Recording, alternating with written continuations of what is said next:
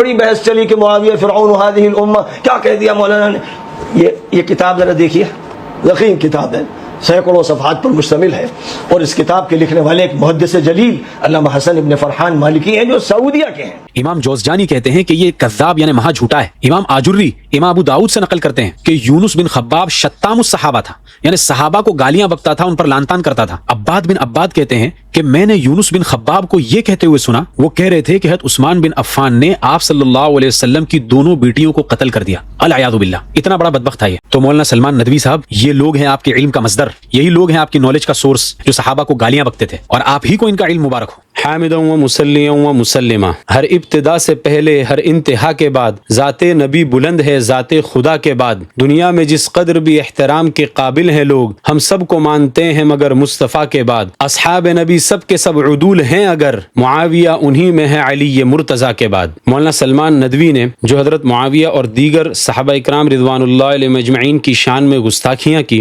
اس سلسلے میں یہ ہماری ویڈیو سیریز کی دوسری قسط ہے۔ مولانا سلمان ندوی صاحب نے اپنے اس ویڈیو میں یہ روایت بھی پیش کی تھی، لکل امت فرعون و فرعون هذه الامہ معاویہ، کہ ہر امت میں ایک فرعون ہوتا ہے اور اس امت کا فرعون معاویہ ہے۔ آج کے اس ویڈیو میں ہم اسی روایت کی مکمل تفصیلی تحقیق پیش کریں گے، لیکن اس سے پہلے ایک بات سمجھیے کہ گزشتہ ویڈیو میں جب ہم نے حضرت معاویہ رضی اللہ تعالیٰ عنہ کا دفاع کیا تو کچھ لوگوں نے ہمیں ناسبی کہنا شروع کر دیا، اس لیے مناسب سمجھتا ہوں کہ اس تعلق سے تھوڑی سی وضاحت کر دوں۔ دیکھیے، یہ تین الفاظ ہوتے ہیں، ایک ہوتا ہے افراط، ایک ہوتا ہے تفریط، اور ایک ہے اعتدال۔ افراط کہتے ہیں حد سے آگے گزر جانا، تفریط کہتے ہیں کسی معاملے میں بہت زیادہ کوتاہی کرنا اور حقوق کو بھی ادا نہ کرنا، اور اعتدال ان دونوں کے درمیان کا راستہ ہے، نہ تو آدمی حد سے گزرے اور نہ معاملے میں کوتاہی کرے۔ اسی کو آسان لفظوں میں سمجھیے، ایک ہوتا ہے اونچ، ایک ہوتا ہے نیچ، اور ان دونوں کے درمیان میں ہوتا ہے بیچ۔ اونچ نیچ سے بچ کر بیچ کا درمیانی راستہ اختیار کرنا، یہی اعتدال ہے اور یہی صراط مستقیم ہے۔ کچھ لوگوں نے تو اہل بیت رضی اللہ علیہ مجمعین کی شان میں اتنا غلو کر دیا کہ ان لوگوں نے یہ سمجھا کہ اہل بیت سے محبت اسی وقت پوری ہوگی جب کہ آپ حضرت معاویہ اور دوسرے صحابہ پر لعن طعن کریں اور ان کو گالیاں دیں۔ اس کے بالکل دوسری طرف کچھ لوگ تفریط میں مبتلا ہو گئے اور ان لوگوں نے اہل بیت پر ہی سب و شتم کرنا شروع کر دیا۔ یہ دونوں ہی طریقے غلط ہیں، افراط اور اونچ والے بھی غلط ہے، اور تفریط اور نیچ والے بھی غلط ہے، اور صحیح راستہ اعتدال اور بیچ میں ہے۔ اور صحیح راستہ یہ ہے کہ ہم اہل بیت رضی اللہ علیہم اجمعین سے محبت کو اپنے ایمان کا حصہ سمجھتے ہیں، لیکن اہل بیت کی یہ محبت ہمیں صحابہ کو گالی دینے پر مجبور نہیں کرتی، ہم صحابہ کا بھی دفاع کرتے ہیں۔ اس لیے نہ تو ہم رافضی ہیں کہ اہل بیت سے محبت کے نام پر صحابہ پر سب و شتم کریں، ان کو گالیاں دیں، اور نہ ہم ناسبی ہے کہ دوسرے صحابہ کے دفاع میں ہم اہل بیت ہی پر سب و شتم کرنا شروع کر دیں، بلکہ ہم درمیان میں اہل السنت والجماعت ہیں۔ یہ تو ہوئی تمہیدی بات۔ اب چلیے سنتے ہیں مولانا سلمان ندوی نے جو حدیث بیان کی۔ ترین حکام میں معاویہ شامل ہیں، حضرت ابو ذر اور حضرت عبداللہ ابن عمرو اور دیگر صحابہ سے منقول ہے، اور فرمائیے کہ کیسی کیسی سخت ترین باتیں احادیث میں آئی ہیں۔ فرماتے تھے معاویہ فرعون هذه الامہ، معاویہ اس امت کا فرعون ہے، اور یہ روایت صحیح روایت ہے۔ غور کرنا، مولانا سلمان ندوی نے اس روایت کو تو بیان کیا، لیکن یہ روایت کون سی کتاب کے اندر ہے یہ بیان نہیں کیا، اور اس میں بھی ایک راز ہے، ورنہ اسی ویڈیو میں آپ دیکھو دوسری ساری روایات جو وہ بیان کرتے جا رہے ہیں، سب میں کتابوں کے نام تو کیا، صفحات کے نمبر تک کا حوالہ دے رہے ہیں، اور وجہ اس کی یہ ہے کہ یہ روایت کہ معاویہ اس امت کے فرعون ہے، یہ روایت حدیث کے مشہور مصادر میں سے کسی بھی کتاب کے اندر موجود نہیں ہے۔ ایک تو یہ روایت ابو نعیم اصفہانی کی کتاب تاریخ اصفہان کے اندر ہے، جو کہ تاریخ کی کتاب ہے، یعنی یہ کتاب احادیث کے لیے مصدر اصلی کا درجہ نہیں رکھتی ہے۔ اس کے علاوہ یہ روایت المنتخب من علل الخلال میں ہے، جو کہ حافظ عبداللہ بن احمد بن محمد بن قدامہ المقدسی کی کتاب ہے، جن کی وفات 620 ہجری میں ہوئی۔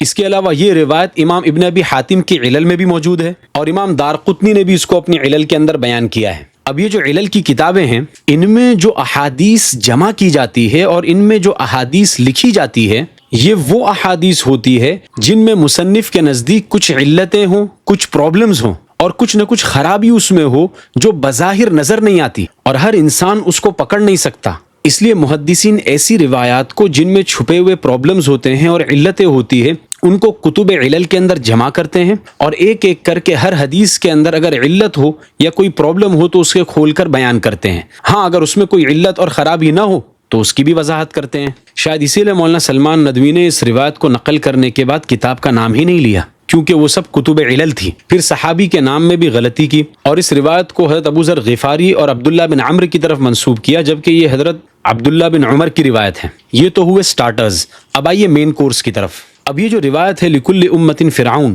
و فرعون هذه الامه معاویہ بن ابی سفیان، یہ روایت کی ہمیں دو سندیں ملتی ہیں، ایک ہے عبداللہ ابن عمر کی سند اور ایک ہے ابو ذر غفاری رضی اللہ عنہ کی سند. ہم انشاءاللہ ایک ایک کر کے دونوں سندوں کے اوپر کلام کریں گے اور انشاءاللہ کچا کام نہیں کریں گے کہ ابن الجوزی نے موضوعات میں کہہ دیا کہ یہ من گھڑت ہے اور علامہ شوکانی نے الفوائد المجموعہ میں اس کو موضوع کہہ دیا، اس وجہ سے یہ حدیث من گھڑت ہے. نہیں، ٹھیک ہے، آپ کی تسلی کے لیے ان ائمہ کے کلام کو بھی ذکر کریں گے، لیکن ان ائمہ نے اس کو موضوع کیوں کہا ہے ہم اس پر بحث کریں گے. ایک تو یہ ہے کہ کسی امام نے کہہ دیا کہ حدیث من گھڑت ہے، ٹھیک ہے، لیکن ہم ڈیپ ڈاؤن اندر تک جا کر دیکھیں گے کہ معاملہ کیا پیش آیا تھا، تاکہ دودھ کا دودھ اور پانی کا پانی ہو جائے. اب جو پہلی سند ہے عبداللہ ابن عمر والی، یہ عبداللہ ابن عمر سے شروع ہوتی ہے، صحابی عبداللہ ابن عمر ہے اور مہنا نامی شخص کے اوپر ختم ہوتی ہے. اور اس روایت کو علامہ ابن قدامہ المقدسی، جن کی وفات 620 ہجری میں ہوئی، انہوں نے اپنی کتاب المنتخب من علل الخلال کے اندر اس روایت کو نقل کیا ہے. اور چونکہ یہ علت کی کتاب ہے، اس وجہ سے اس کتاب کے اندر اس کی علت کو بھی کھولا گیا ہے. اب دھیان سے کتاب میں دیکھیے کہ اس روایت کی چین آف ٹرانسمیشن میں جو سب سے آخر میں جو راوی ہے مہنا، وہ امام احمد بن حنبل اور یحییٰ ابن معین کے پاس آتے ہیں اور ان کے پاس آ کر یہ روایت پوری سند کے ساتھ بیان کرتے ہیں کہ مجھے کچھ لوگوں نے یہ روایت سنائی عبد المجید بن ابی رواد کے نام سے، اور عبد المجید بن ابو رواد نے اس روایت کو عبید اللہ بن عمر سے سنا، اور عبید اللہ بن عمر نے یہ روایت نافع مولا ابن عمر سے سنی، اور نافع مولا ابن عمر نے یہ روایت حضرت عبداللہ بن عمر سے سنی، اور حضرت عبداللہ بن عمر رضی اللہ عنہما نے یہ روایت آپ صلی اللہ علیہ وسلم سے سنی. یہ پوری چین آف ٹرانسمیشن ہے. تو امام احمد بن حنبل اور یحییٰ ابن معین، جو کہ دونوں کے دونوں فن حدیث کے اندر بڑے پائے کے لوگ ہیں، ان دونوں ہی حضرات نے متفقہ طور پر یہ کہا کہ یہ روایت صحیح نہیں ہے، اور اس روایت کی سند یعنی چین آف ٹرانسمیشن میں دو علت یعنی خرابیوں کی طرف اشارہ بھی کیا. پہلی علت کی طرف یہ کہہ کر اشارہ کیا لیس یعرف هذا الحدیث من احادیث عبید اللہ بن عمر، کہ عبید اللہ بن عمر کی جو احادیث ہیں، جو محفوظ احادیث ہیں، ان میں ہمیں یہ حدیث نہیں ملتی. یہ بہت ہی اہم جملہ ہے. اب اس مسئلے کو ذرا سمجھو. یہ جو دور تھا یہ دور تدوین تھا، احادیث کو جمع کیا جا رہا تھا. جتنے مشہور روات تھے ان مشہور روات کے کچھ مشہور اصحاب ہو رہے تھے، اور ان مشہور اصحاب کے ذریعے سے احادیث آگے جا رہی تھی، اور ان مشہور اصحاب کی روایات کے مقابلے میں دیگر راویوں کی روایات کو پرکھا جا رہا تھا. جیسے امام زہری ہے، مالک ہے، سفیان ابن عیینہ ہے، سفیان ثوری ہے، عبید اللہ بن عمر ہے. ان میں سے ہر ایک کی روایات کو محدثین نے باقاعدہ محفوظ کیا ہے، جمع کیا ہے، اور ان میں سے ہر ایک کے کچھ کچھ مشہور اصحاب ہوا کرتے تھے جن کے پاس اس راوی کی مرویات کا ذخیرہ ہوتا تھا. اب اس کو مثال سے سمجھو. جیسے ابن شہاب زہری کو لے لو. اب ان کے کچھ مشہور اصحاب تھے، مثال کے طور پر مالک ابن انس، سفیان ابن عیینہ اور معمر بن راشد. اس کے علاوہ بھی اصحاب ہے، لیکن میں مثال کے طور پر 3 ہی بیان کر رہا ہوں. ان لوگوں نے امام زہری کی مرویات کا ایک ذخیرہ اپنے پاس جمع کیا تھا، اور امام زہری سے بہت سی احادیث سن رکھی تھی. اب ایک آدمی فار ایگزامپل زید بن بکر، ثقہ راوی، کوئی شک نہیں، بصرہ سے مدینہ منورہ آتے ہیں، امام زہری سے ملاقات کرتے ہیں، ایک دن ان کی خدمت میں رہتے ہیں اور پھر واپس بصرہ چلے جاتے ہیں. بصرہ میں جا کر یہ ایک ایسی روایت امام زہری کا نام لے کر بیان کرتے ہیں کہ وہ روایت زہری کے مشہور اصحاب میں سے کسی کے پاس بھی نہیں ہے. نہ امام مالک نے وہ روایت زہری سے سنی، نہ سفیان ابن عیینہ نے وہ روایت زہری سے سنی، اور نہ معمر بن راشد نے وہ روایت زہری سے سنی. اب زید بن بکر راوی ثقہ ہے، لیکن روایت ایسی بیان کر رہے ہیں کہ زہری کے اصحاب میں سے کسی کے پاس بھی نہیں ہے. اگر ہم آپ جیسے لوگ ہوں گے تو وہ دیکھیں گے کہ اچھا زید بن بکر ثقہ، اس کے اوپر زہری ثقہ، زہری کے اوپر سالم ثقہ راوی ہیں، اس کے اوپر عبداللہ بن عمر تو صحابی ہیں، تو رجالہ ثقات، اور فیصلہ کر دیں گے کہ حدیث صحیح ہے. اور علل کے امام دور سے دیکھ کر ہمیں ہنسیں گے. یہ اتنا آسان نہیں ہے بھائیوں. اب یہ جو سچویشن میں نے بیان کی ہے نا کہ ایک بصرہ کا ایک آدمی زید بن بکر جو کہ ثقہ تھا،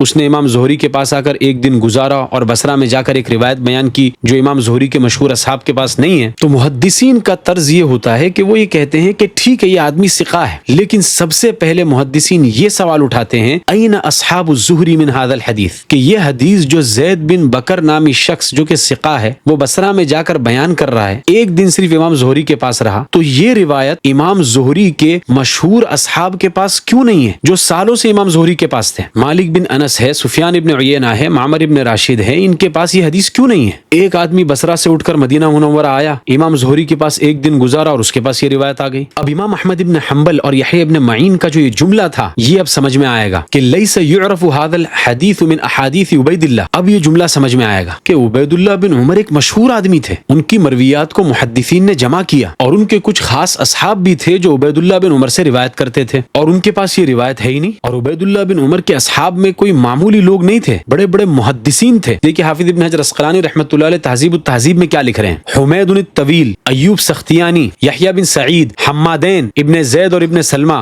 سفیانین، ثوری اور ابن عیینہ، یہاں تک کہ حفص ابن غیاث اور عبداللہ ابن مبارک جیسے لوگ تھے جنہوں نے علم حدیث ہی میں زندگیاں لگا دی تھی۔ لیکن تعجب کی بات ہے کہ عبد المجید بن ابو رواد کے علاوہ کسی نے بھی یہ حدیث عبید اللہ بن عمر سے سنی ہی نہیں۔ پھر اس پر مزید یہ کہ امام احمد ابن حنبل اور یحییٰ ابن معین ایک اس کی دوسری علت کی طرف بھی اشارہ کر رہے ہیں کہ لم یسمع عبد المجید بن ابی رواد من عبید اللہ شیئا، کہ عبد المجید بن ابو رواد نے عبید اللہ بن عمر سے کوئی روایت سنی ہی نہیں ہے۔ اور یہ احتمال ظاہر کر رہے ہیں کہ عبد المجید بن ابی رواد نے یہاں پر تدلیس کی ہوگی، کسی انسان سے یہ روایت سنی ہوگی، اس کو درمیان سے اڑا دیا اور ڈائریکٹ عبید اللہ بن عمر کا نام لے کر بیان کرنے لگے۔ اب یہاں پر ایک عربی عالم کا ذکر کرنا ضروری ہے، حسن بن فرحان مالکی، جنہوں نے ایک رسالہ مستقل اسی موضوع پر لکھا ہے، حدیث معاویہ فرعون هذه الامہ۔ انہوں نے اس کتاب کے اندر پوری کوشش یہ کی ہے کہ اس روایت کو صحیح قرار دیں اور اسی کتاب کو مولانا سلمان ندوی اپنے ویڈیو میں دکھا رہے ہیں اور ان کی بہت تعریفیں کر رہے ہیں اور کہہ رہے ہیں کہ انہوں نے شواہد پیش کیے ہیں، متابعات پیش کی ہیں اور یہ روایت بالکل صحیح ہے۔ کہ یہ جو کتاب ہے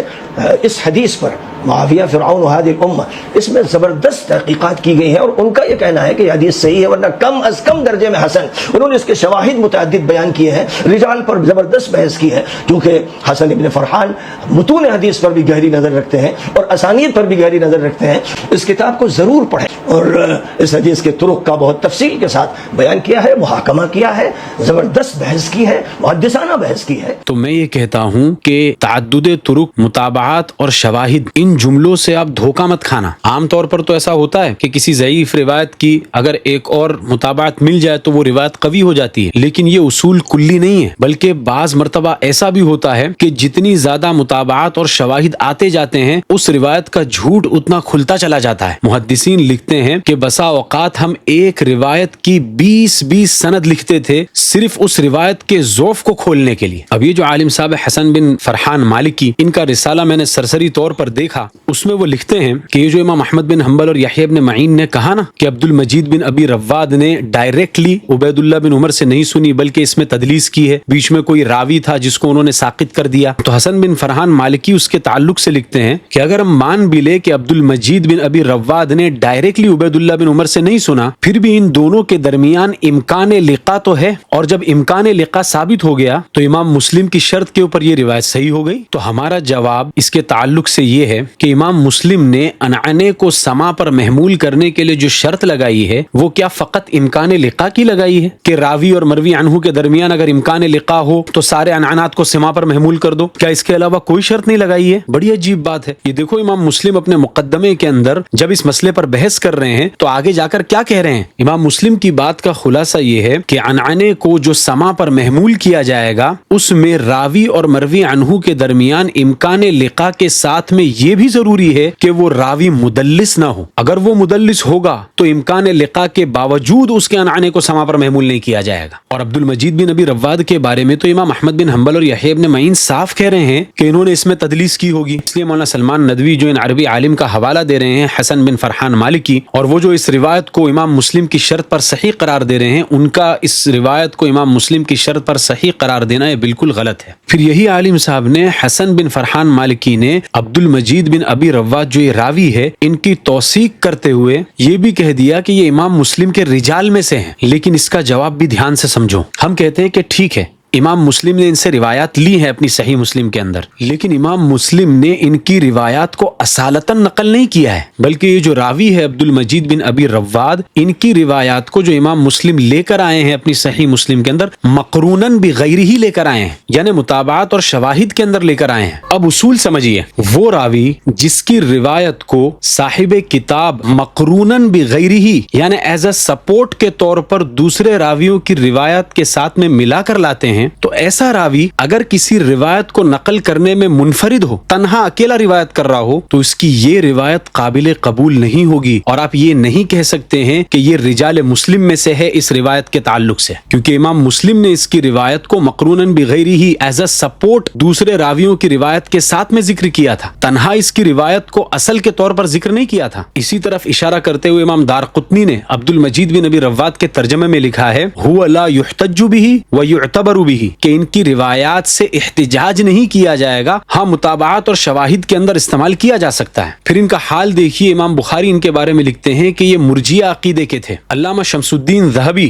اپنی کتاب سیر اعلام النبلاء میں لکھتے ہیں کہ امام ابو داؤد عبد المجید بن ابی رواد کے بارے میں کہتے تھے کہ یہ بدعتیوں کا سردار ہے۔ یعقوب بن سفیان کہتے ہیں مبتدعۃ داعیۃ، یعنی یہ خود تو بدعتی تھے ہی، ساتھ ساتھ دوسروں کو بھی اپنی بدعت کی طرف دعوت دیتے تھے۔ سلمۃ بن شبیب کہتے ہیں کہ میں ایک دن امام عبد الرزاق کے ساتھ بیٹھا ہوا تھا کہ اچانک عبد المجید بن ابو رواد کی موت کی خبر ہمیں پہنچی، اور وہ سن 206 ہجری تھا، یہ سن یاد رکھنا 206 ہجری۔ تو امام عبد الرزاق کہنے لگے الحمدللہ، تمام تعریف اللہ کے لیے ہے جس نے امت محمدیہ کو عبد المجید سے چھٹکارا دیا۔ اور امام ابن حبان نے تو ان کے اوپر جرح مفسر کی ہے کہ عبد المجید بن ابی رواد یہ روایات میں قلب کرتے تھے، یعنی ادھر ادھر کی روایات کو ملا دیتے تھے، اور کمزور راویوں سے منکر روایات بیان کرتے تھے، اس لیے یہ راوی اس لائق ہے کہ اس کو چھوڑ دیا جائے۔ اب یہ جو روایت ہے نا، اس روایت کی تفرد کی علت کی طرف ہم اشارہ کرتے ہیں۔ یہ آپ کو عجیب بات نہیں لگتی کہ اس روایت کو نقل کرنے والے صحابی حضرت عبداللہ بن عمر ہیں، اور ان کے والد حضرت عمر رضی اللہ تعالیٰ عنہ کی دور خلافت ہی میں حضرت امیر معاویہ رضی اللہ تعالیٰ عنہ کو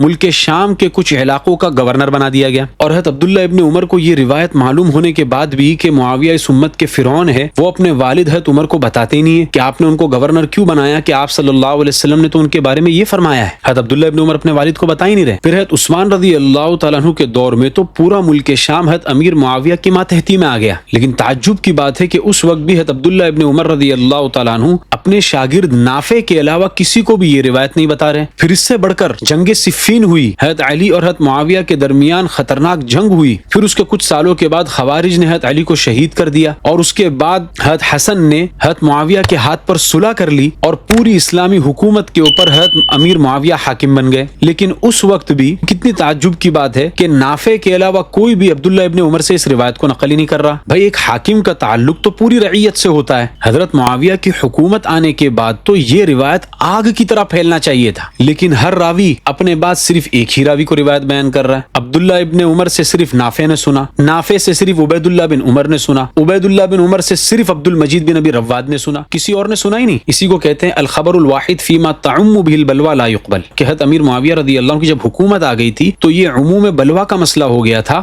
ہر مسلمان کا تعلق حضرت امیر معاویہ سے جڑ گیا تھا، اس کے باوجود بھی یہ روایت کسی کو نہیں پتا۔ 206 ہجری میں عبد المجید بن ابی رواد کا انتقال ہو رہا ہے، 206 ہجری میں، 206 ہجری تک یہ روایت کسی کو معلوم ہی نہیں تھی۔ ایک آدمی ایک سے، پھر وہ ایک سے، پھر وہ ایک سے، پھر وہ ایک سے روایت کرتے جا رہے ہیں، 200 سال تک یہ روایت بالکل چھپی رہی۔ تو یہ جو تفرد ہے نا، طبقہ در طبقہ در طبقہ در طبقہ، دور تک 200 سال تک تفرد چلا جا رہا ہے، یہ تفرد خود اس بات کی گواہی دے رہا ہے کہ یہ روایت ہرگز قابل قبول نہیں ہے۔ علامہ شمس الدین ذہبی رحمۃ اللہ علیہ نے اپنی کتاب الموقظہ کے اندر بڑا ہی عجیب کلام کیا ہے۔ شیخ حاتم عونی کہتے ہیں کہ امام ذہبی نے یہ جو کلام کر دیا ہے تفرد کے بارے میں، یہ اصول حدیث کی کسی کتاب کے اندر نہیں ملتا، کہ متفرد راوی کا جو تفرد ہوتا ہے اس کو قبول کیا جائے گا یا نہیں کیا جائے گا، اس کا تعلق خود متفرد کے طبقے سے بھی ہوتا ہے کہ وہ کس طبقے سے بلونگ کرتا ہے۔ امام ذہبی کا کلام دیکھیے، اگر آپ صلی اللہ علیہ وسلم سے روایت کرنے والا صرف ایک صحابی ہو، ہم کہتے ہیں کوئی مسئلہ نہیں ہے، روایت بالکل صحیح ہو سکتی ہے، جیسے انما الاعمال بالنیات، اس کو روایت کرنے والے صرف حضرت عمر رضی اللہ تعالیٰ عنہ ہیں، لیکن روایت اعلیٰ درجے کی صحیح ہے۔ لیکن اگر اس صحابی سے روایت کرنے والے تابعین میں سے بھی صرف ایک ہو تو ہم کہتے ہیں کہ ٹھیک ہے، اب بھی روایت صحیح ہے۔ امام ذہبی لکھ رہے ہیں فحدیثہ صحیح۔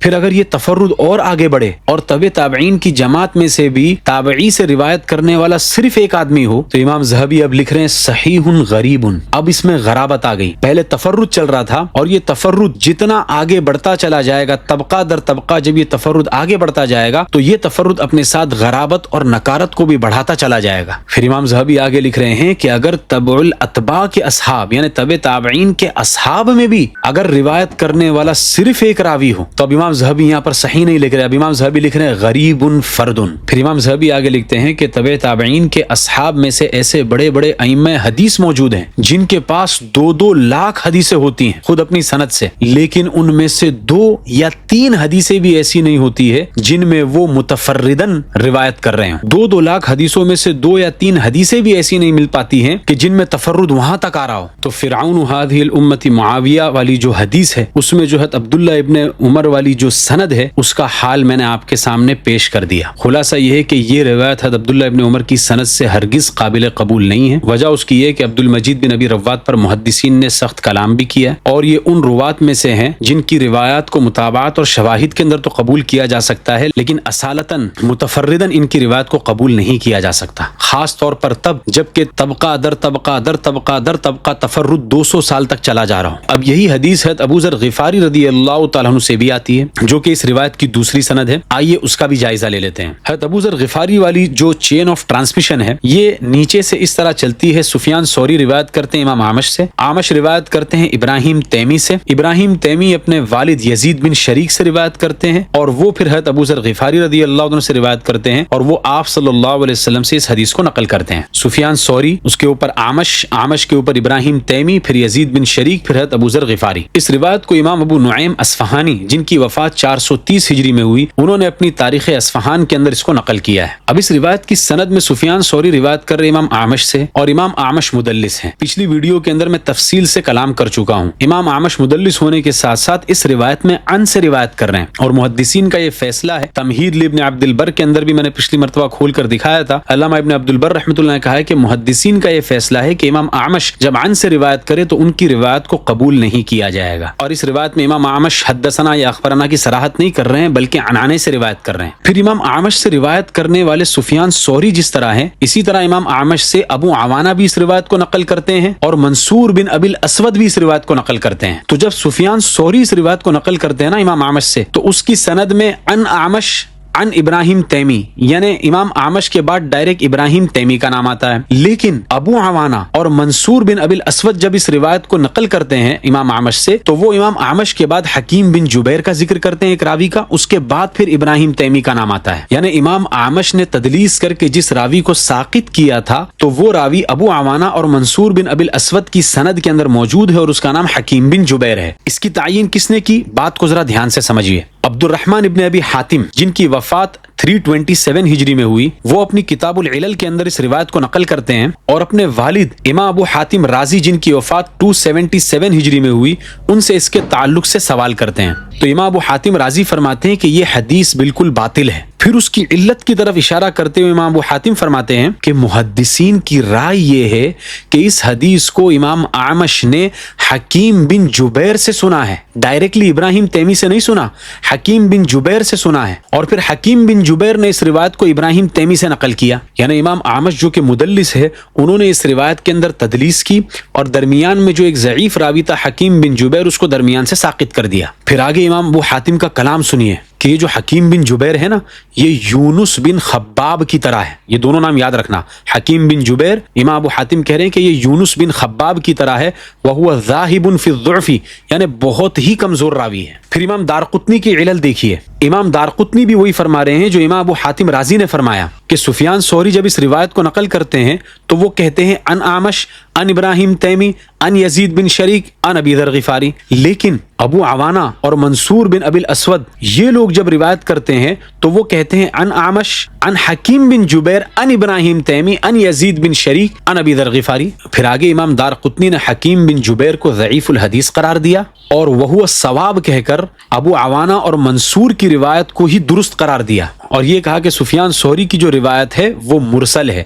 اور مرسل سے مراد یہاں پر منقطع ہے۔ اب یہ جو راوی بیچ میں سے ساقط ہوا تھا حکیم بن جبیر اور دوسرا یونس بن خباب، امام ابو حاتم رازی نے کہا نا کہ حکیم بن جبیر یونس بن خباب کی طرح ہے، تو آؤ ان دونوں کے احوال حافظ ابن حجر اسقلانی کی تہذیب التہذیب سے دیکھتے ہیں۔ حافظ ابن حجر اسقلانی تہذیب التہذیب میں حکیم بن جبیر کے ترجمے کے نیچے لکھتے ہیں کہ معاذ بن معاذ نے امام شعبہ سے کہا کہ مجھے حکیم بن جبیر کی کوئی حدیث سناؤ، تو امام شعبہ کہنے لگے کہ مجھے آگ سے ڈر لگتا ہے، یعنی حکیم بن جبیر کی روایت سنا کر کیا میں آگ میں جلوں؟ امام ابو حاتم ان کو کہتے ہیں ضعیف الحدیث، منکر الحدیث، غالن فی التشیع، یعنی کٹر اور غالی شیعہ تھا، اور امام دارقطنی ان کو کہتے ہیں متروک، یعنی محدثین نے ان کو چھوڑ دیا ہے۔ پھر امام ابو حاتم رازی نے کہا تھا نا کہ حکیم بن جبیر یونس بن خباب کی طرح ہے، تو یونس بن خباب کیسا ہے اس کو بھی دیکھ لیتے تاکہ پتہ چلے کہ حکیم بن جبیر اصل میں کیسا تھا۔ حافظ ابن حجر اسقلانی رحمۃ اللہ علیہ تہذیب التہذیب میں یونس بن خباب کے ترجمے کے تحت لکھتے ہیں، امام دوری کہتے ہیں کہ یحییٰ ابن معین فرماتے تھے کہ یونس بہت برا آدمی ہے، حضرت عثمان بن عفان رضی اللہ تعالیٰ عنہ کو یہ گالیاں دیتا تھا۔ امام جوزجانی کہتے ہیں کہ یہ کذاب یعنی مہا جھوٹا ہے۔ امام آجری امام ابو داؤد سے نقل کرتے ہیں کہ یونس بن خباب شتام الصحابہ تھا، یعنی صحابہ کو گالیاں بکتا تھا، ان پر لعن طعن کرتا تھا۔ عباد بن عباد کہتے ہیں کہ میں نے یونس بن خباب کو یہ کہتے ہوئے سنا، وہ کہہ رہے تھے کہ حضرت عثمان بن عفان نے آپ صلی اللہ علیہ وسلم کی دونوں بیٹیوں کو قتل کر دیا، العیاذ باللہ۔ اتنا بڑا بدبخت تھا یہ یونس بن خباب، اور امام ابو حاتم رازی کہہ رہے ہیں کہ حکیم بن جبیر یونس بن خباب کی طرح ہے۔ تو مولانا سلمان ندوی صاحب، یہ لوگ ہیں آپ کے علم کا مصدر، یہی لوگ ہیں آپ کی نالج کا سورس، آپ کی سورس آف دا نالج جو ہے نا، یہ لوگ ہیں جو صحابہ کو گالیاں بکتے تھے، اور آپ ہی کو ان کا علم مبارک ہو۔ تو یہ دوسری سند جو ہے ابو ذر غفاری رضی اللہ تعالیٰ عنہ والی تھی، یہ سند بھی حضرت عبداللہ ابن عمر والی سند کی طرح ہی ناقابل قبول ہے، مردود ہے، اس کو ہرگز قبول نہیں کیا جا سکتا۔ حضرت عبداللہ ابن عمر والی روایت بھی قابل قبول نہیں، اور حضرت ابو ذر غفاری والی روایت بھی قابل قبول نہیں ہے۔ انہی وجوہات کی وجہ سے علامہ شوکانی، جن کی وفات 1250 ہجری میں ہوئی، انہوں نے اپنی کتاب الفوائد المجموعہ میں اس روایت کو نقل کرنے کے بعد لکھا ہے کہ یہ حدیث من گھڑت ہے۔ اور علامہ عبد الرحمن ابن الجوزی اپنی کتاب العلل المتناہیہ فی الاحادیث الواہیہ میں لکھتے ہیں عبداللہ بن عمر کی روایت کی طرح ابو ذر غفاری رضی اللہ تعالیٰ عنہ والی روایت بھی صحیح نہیں ہے۔ اور الجامع لعلوم الامام احمد میں بھی امام احمد بن حنبل کا قول مذکور ہے کہ یہ روایت صحیح نہیں ہے۔ اسی طرح ابن عراق الکنانی نے اپنی کتاب تنزیہ الشریعۃ المرفوعہ عن الاخبار الشنیعۃ الموضوعہ میں اس روایت کو ساقط قرار دیا ہے، یعنی یہ ناقابل قبول ہے۔ اور منتخب لعلل الخلال کے اندر تو میں نے آپ کو دکھا دیا تھا کہ یحییٰ ابن معین اور احمد ابن حنبل دونوں کہہ رہے تھے کہ یہ روایت صحیح نہیں ہے۔ اسی لیے ہم مولانا سلمان ندوی صاحب سے کہتے ہیں کہ خدا را صحابہ پر لعن طعن کرنا بند کریں، ان کو گالیاں دینا بند کریں، اور اپنی دنیا اور آخرت دونوں کو برباد نہ کریں۔ اب رہ گئے اس روایت کے مطابعات اور شواہد، تو حسن بن فرحان مالکی نے جو اپنی کتاب کے اندر اس روایت کے مطابعات اور شواہد کو ذکر کیا ہے وہ خود متکلم فیہا ہے۔ مثلا انہوں نے شواہد کے طور پر ایک یہ روایت ذکر کی امرت بقتال الناکثین والقاسطین والمارقین، پھر ایک روایت انہوں نے اللہم ارکسہما فی الفتنۃ رقصا ودعہما الی النار دعا، اور اسی طرح کچھ اور روایات بیان کی جو حضرت معاویہ رضی اللہ تعالیٰ عنہ کی مذمت میں ہیں۔ تو یہ ساری روایات تو خود متکلم فیہا ہے، سندن بھی ان کے اوپر کلام کیا گیا ہے اور متنن بھی ان کے اوپر کلام کیا گیا ہے۔ مزید یہ کہ یہ ساری روایات جو بطور شواہد اور متابعات کے پیش کی جا رہی ہے، ان کے متون میں اور فرعون هذه الامہ معاویہ والی روایت کے متن میں کوئی تال میل ہی نہیں ہے، اس لیے ان روایات کو شواہد اور متابعات کہہ کر پیش کرنا بالکل بھی درست نہیں ہے۔ اب ہماری اس پوری کلپ کا خلاصہ کلام سمجھ لیجئے۔ دیکھیے، یہ روایت آپ صلی اللہ علیہ وسلم سے حضرت ابو ذر غفاری رضی اللہ تعالیٰ عنہ کے نام سے نقل کی جاتی ہے، اور ایک دوسرے صحابی حضرت عبداللہ بن عمر رضی اللہ عنہما کے نام سے نقل کی جاتی ہے۔ عبداللہ ابن عمر والی سند میں نیچے عبد المجید بن ابی رواد نامی ایک راوی ہے جن پر محدثین نے خود کلام بھی کیا ہے۔ مزید یہ کہ امام احمد بن حنبل اور یحییٰ ابن معین کہتے ہیں کہ انہوں نے یہاں پر تدلیس کی ہے اور کسی انسان کو بیچ میں سے ساقط کر دیا ہے سند میں سے۔ اور امام دارقطنی کہتے ہیں کہ عبد المجید بن ابی رواد ہوا لا یحتج به ویعتبر به، یعنی ان کی روایات کو بطور استدلال کے پیش نہیں کیا جا سکتا، ہاں مقرونا بغیرہ بطور متابعت اور شواہد کے پیش کیا جا سکتا ہے، لیکن وہ روایت جس میں یہ متفرد ہو وہ قابل استدلال نہیں ہوگی، اور یہ روایت کے اندر یہ متفرد ہیں، اس لیے عبداللہ ابن عمر والی سند قابل اعتبار بالکل بھی نہیں ہے۔ دوسری سند حضرت ابو ذر غفاری رضی اللہ عنہ والی ہے، اس میں امام اعمش سے سفیان ثوری بھی روایت کر رہے ہیں اور ابو عوانہ اور منصور بن ابی الاسود بھی روایت کر رہے ہیں. جب سفیان ثوری امام اعمش سے روایت کرتے ہیں تو ان اعمش ان ابراہیم تیمی اس طرح ڈائریکٹ سند جاتی ہے، لیکن جب ابو عوانہ اور منصور بن ابی الاسود روایت کرتے ہیں امام اعمش سے تو ان اعمش ان حکیم بن جبیر ان ابراہیم تیمی اس طرح سند جاتی ہے. تو اس سے پتہ چلتا ہے کہ امام اعمش نے تدلیس کی. امام اعمش مدلس ہے، انہوں نے اس روایت میں تدلیس کی ہے، اور تدلیس میں جس راوی کو ساقط کیا ہے وہ حکیم بن جبیر ہے جو کہ غالی اور کٹر شیعہ تھا، اور یونس بن خباب کی طرح تھا جس کے بارے میں محدثین نے لکھا ہے کہ وہ حضرت عثمان کو اور دیگر صحابہ کو گالیاں دیتا تھا. اس وجہ سے یہ سند جو ہے ابو ذر غفاری رضی اللہ تعالی عنہ سند سے جو روایت آ رہی ہے یہ روایت بھی قابل قبول ہرگز نہیں ہے. ذالک ذکر للذاکرین، یہ نصیحت ہے نصیحت ماننے والوں کے لیے. ھذا وصلی اللہ علیہ وسلم.